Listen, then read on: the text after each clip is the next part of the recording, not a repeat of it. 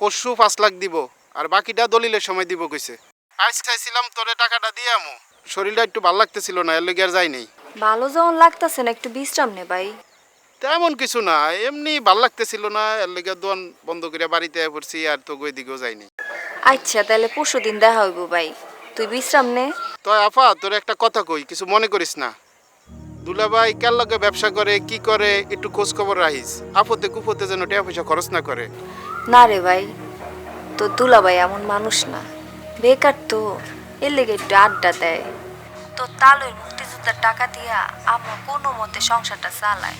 নিজে যদি কামাই রোজগার করে তখন আর টাকা পয়সা নেওয়া লাগবো না, সংসারে একটু টাকা দিতে পারবো। হ, কামাই রোজগার করতে পারলেই ভালো। তুই পরশু পুরা টাকা লয়ে আয় আফা, তখন দেওয়া হইব না, কথা কমনে। আচ্ছা ভাই, রাখলাম।